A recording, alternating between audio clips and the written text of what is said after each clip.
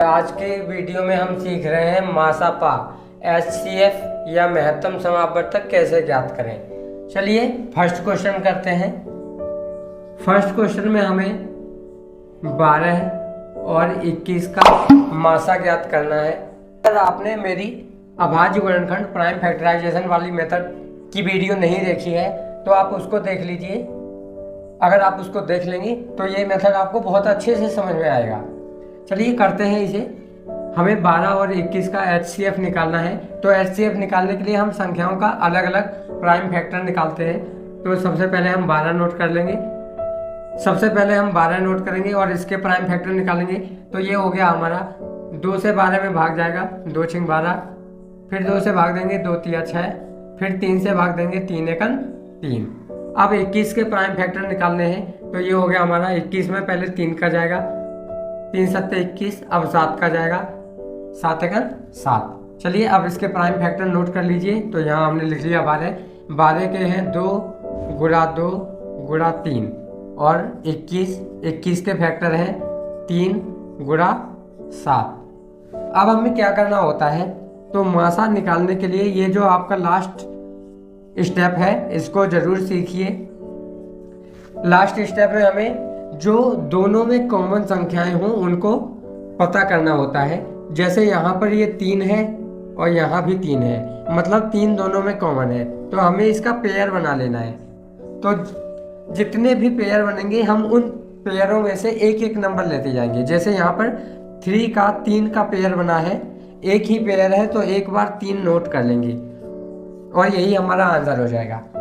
12 और 21 का मासापा या HCF 3 होता है। बहुत ही इजी मेथड है।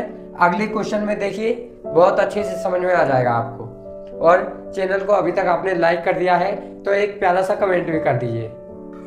सेकंड क्वेश्चन में हमें 15 और 25 का मासा ज्ञात करना है, HCF ज्ञात करना है। तो सबसे पहले हम 15 और 25 को नोट करेंगे।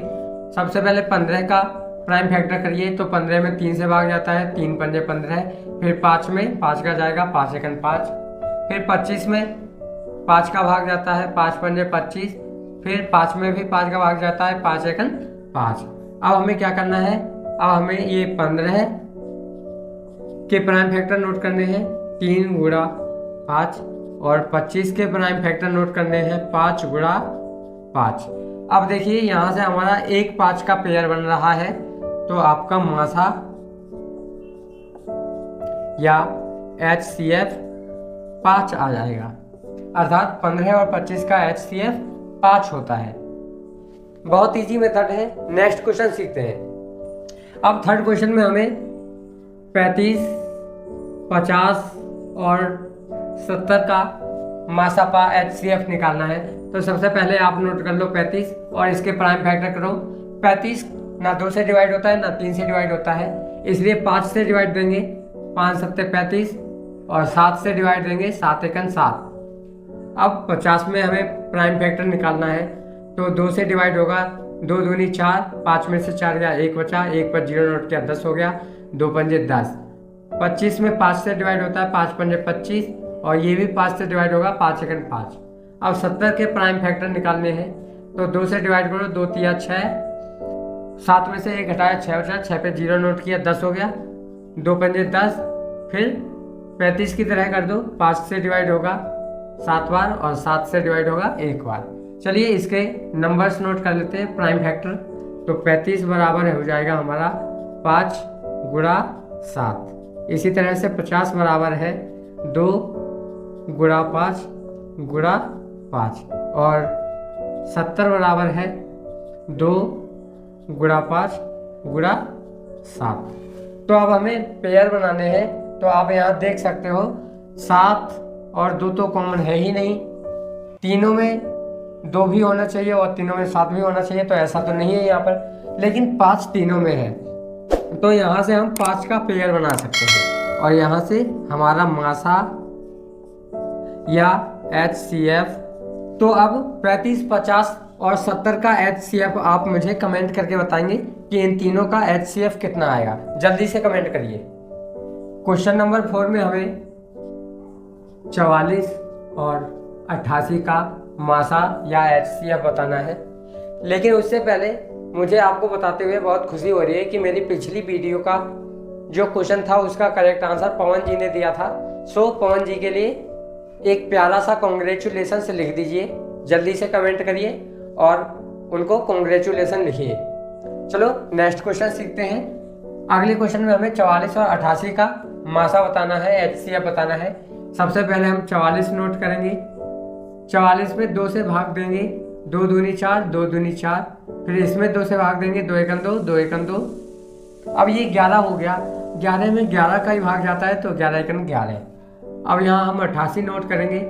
88 में 2 से भाग जाएगा, 2 चौके 8, 2 चौके 8। 44 में 2 से भाग जाएगा, 2 दूनी 4, 2 दूनी 4। अब 22 में 2 का भाग जाएगा, 2 एकम 2, 2 एकम 2।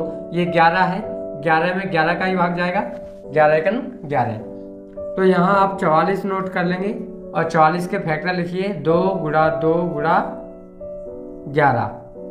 88 के फैक्टर लिखिए, 88 के फैक्टर हैं 2 गुणा 2 गुणा 2 गुणा 11। तो इस तरह से हम अब इसके पेयर बनाएंगे।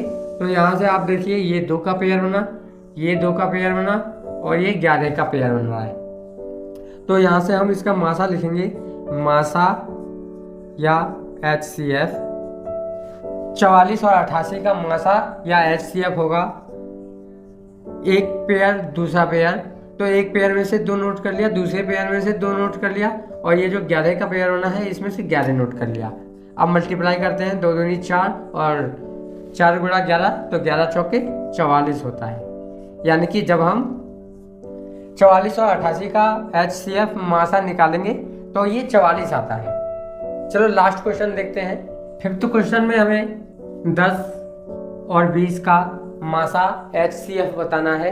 तो मासा या HCF निकालने के कई क्वेश्चन मैं आपको करा चुका हूँ, इसलिए इस क्वेश्चन को सॉल्व करके आप इसका आंसर कमेंट करके बताएंगे कि 10 और 20 का HCF कितना है।